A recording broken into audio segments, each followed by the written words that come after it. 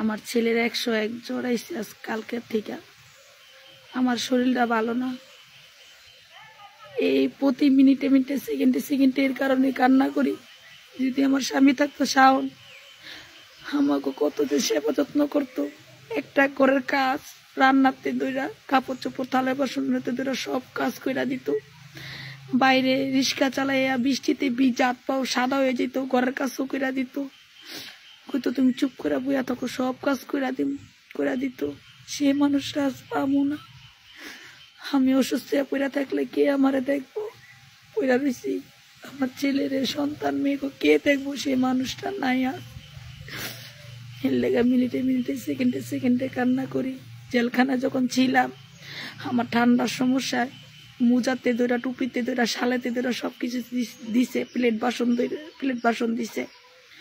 তারপরে জেলখানায় প্রতি শুক্রবারে কল দেওয়া যেত, 10 মিনিট করে আমি কথা কইতাম। নিজমের আব্বুর লগে, আমার ফ্যামিলির লগে কথা কইতাম। আজকে কার লগে কথা কইব? কে যে কইব তোমারে বিদেশ পাঠামো, এক দেশে ঘুরতে পাঠামো, এক রাষ্ট্রে পাঠামো ঘুরতে। খালি আমার বড় বড় স্বপ্ন দেয় তো, খালি কইতো। এবার কয় হাত পায়ে পানি পানি পানি পড়ছে, হাত পায়ে যখন পানি আইছে তখন এই কথা বলছে যে তুমি চিন্তা করবা না, আমার শরীরটা ভালো, আমি তোমার সব কাজ করে দিন। আমার মা বাবারও কইছে। আজকে আমার হাজবেন্ড নিজমরে কে দেখবো? আমার কে দেখবো? তার মানুষ নাই। কে যদি কে ভালোবাসে, সেই ভালোবাসাটা বুঝতে পারি নাই। আমি বুঝতে পারি নাই। আগে বুঝছি, সবকিছু করছি, মাঝখানটা আমার মাথা এলোমেলো করে লাইছিল কালা জাদু কইরা। এখন বুঝতে পারছি, জেল খাটছি 1 বছর, বুঝতে পারছি যে কেউ যদি কেউ ভালোবাসে হের লেগে সব শেষ করে লাইতে পারে। আর যদি কেউ ভালোই যদি না বাসে, এর লেগে কিছুই করতে পারে না। ওই মিথ্যা ভালোবাসা আমি কেউ সাথে কখনো করি নাই। আমি বুঝতে পারি নাই যে আমার এত ভালোবাসতো। জেল বুঝছি, বোঝার পর মানে জিদটা তো কন্ট্রোল করে রাখতে পারি নাই।